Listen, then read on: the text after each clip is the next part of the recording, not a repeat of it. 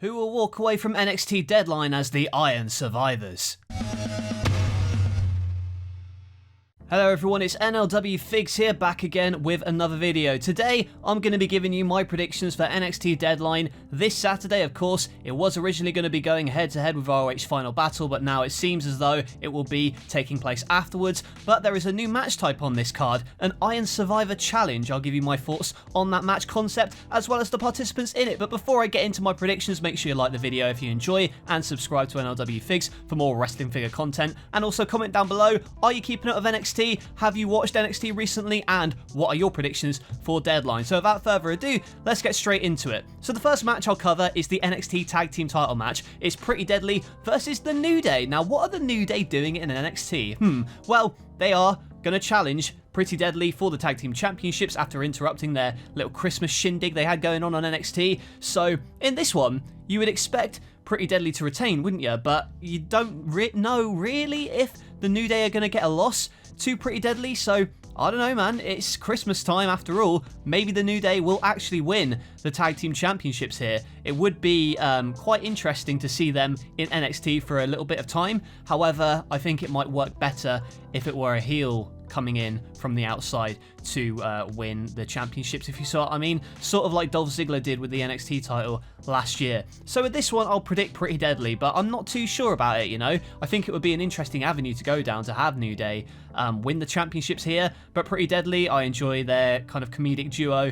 slash British posh boys type gimmick that they got going on there. It's funny stuff, so I would like them to continue being the tag team champions just for now, because I think the team in NXT should be the ones to dethrone Pretty Deadly. Next up, Alba Fyre taking on Isla Dawn, two former NXT women's wrestlers from NXT UK, I should say. They are fighting on this card. It's good to see Isla Dawn getting some recognition on the main NXT roster. Like before, she was fighting the likes of Meiko Satomura in NXT UK for the UK Women's Championship, which I enjoyed quite a bit. And Alba Fyre as well, Kaylee Ray, whatever you want to call her, she is also somebody who has a great future, I'm sure, in the WWE. You know, we've seen her in NXT for a number of years now under this new name. I don't know what really is left for her to do other than maybe be the one to dethrone Mandy Rose for the NXT Women's Championship. So with this one, it's difficult to pick because obviously Isla Dawn, fresh face. However, I think that Alba Fyre is the one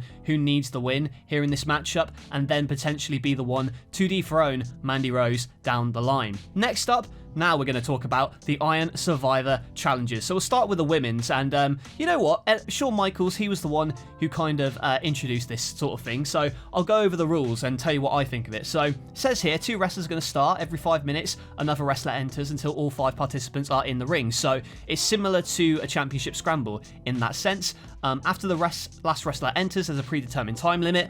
I don't know if this is depending on the match time or what have you, but yeah, I'm not entirely sure how long it's going to be. And then each time a wrestler scores a pin, submission, or the victim of a disqualification, they gain a point. So, you know, I kind of understand there, but I feel like the disqualification rule can be easily manipulated. For instance, you know, surely if you want someone to gain you know what, anyway, it doesn't really matter. I'm sure that it'll work out in the rules. It would be easier if it was just no DQ, personally, but hey, it is what it is. And a wrestler who's pinned or submitted goes into the penalty box for 90 seconds, kind of like King of the Mountain.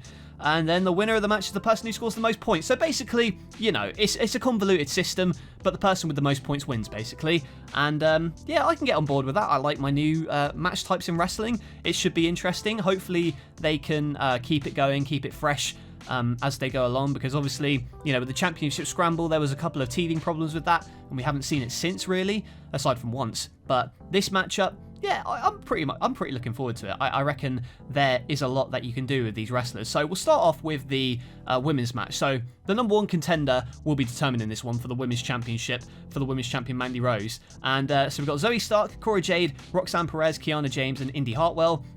Roxanne Perez, she's already had a bit of a sniff at the women's championship, so I don't think she'll be the one to win. Cora Jade, she's obviously on a roll, it makes sense. However, you know, the heel is Mandy Rose, so I don't think that's going to be a possibility. Zoe Stark as well seems to be involved in something with Nikita Lyons at the moment. You know, Kiana James, I've not really seen a lot of Kiana James, to be honest, so I can't really comment on her.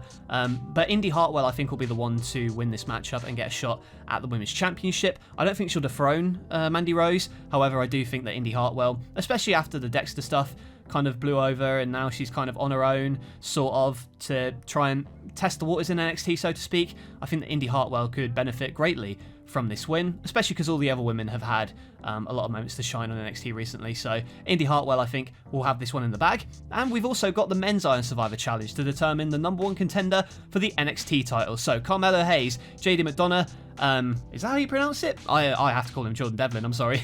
Grayson Waller, Joe Gacy, and Axiom, aka A-Kid, from the NXT UK brand, who's under a mask now, and I'm really digging his new gimmick. This one, there's a bunch of people that could potentially challenge Bron Breakker. I think it's more open than the women's one in terms of who can win. I think any of them would be, worthy opponents for Bron Breakker.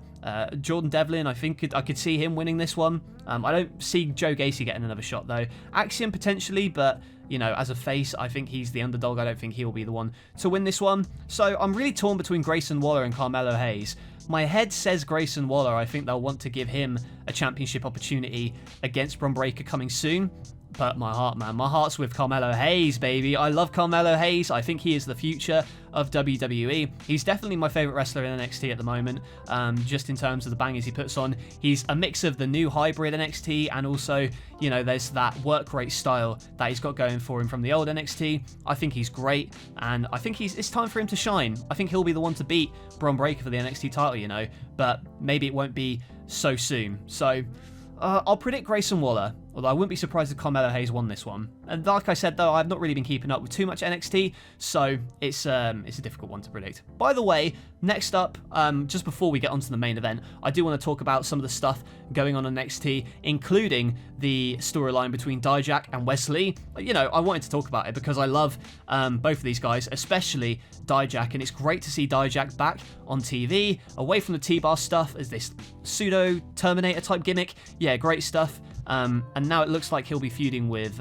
Wes Lee for the NXT North American Championship, or maybe even other people as well. This kind of tweener character that T-Bar, aka Dijak, has got going on, it's really sick, and I love his new look. Yeah, just wanted to mention that because I haven't really had a chance to talk about it on any other podcast or, any other wrestling video. So now we come on to the main event. It's Bron Breakker versus Apollo Crews for the NXT Championship. So Apollo Crews, he's recently gone back down to NXT, at least from a couple of months back, and now he's challenging Bron Breakker finally, and it feels like this has been inevitable. And Bron Breakker, a dominant champion, he's beaten the likes of Dolph Ziggler, Joe Gacy, and countless others. I can't name them off the top of my head, but Bron Breakker, I'm a big fan of the guy. That's why I bought the figure of his, and I really want to add him to NLW, side note. But Bron Breakker, strong champion. I think that he's going to hold that title for a lot longer, though, so I don't think he's going to lose it to Apollo Crews here. The question really for me is, what does Apollo Crews do now? Because you've got him in this title program. When he loses, what's he going to do now? I feel like this could very well be Apollo's last match in NXT before he goes back to the main roster. I think that this has been very beneficial for Apollo to rejuvenate him as a character, as a performer, and keep him relevant so he can go back to the main roster. But I don't see him winning here against Bron Breakker. I definitely feel like Carmelo should be the one to beat Bron Breakker, if not Grayson Waller. And I don't think that it's going to be Apollo on this night. I think there's a lot of steam left in the Bron Breakker train. But what do you think? Let me know in the comments below what your thoughts are on this video and what are your predictions heading in to NXT Deadline. Comment them down below. Be sure to like the video if you enjoyed and subscribe to NLW Figs for more wrestling figure content. Remember, video every single day in the month of December, and tomorrow going to be uploading my predictions for Final Battle from ROH. So until then, that's it from me. I'll catch you guys later.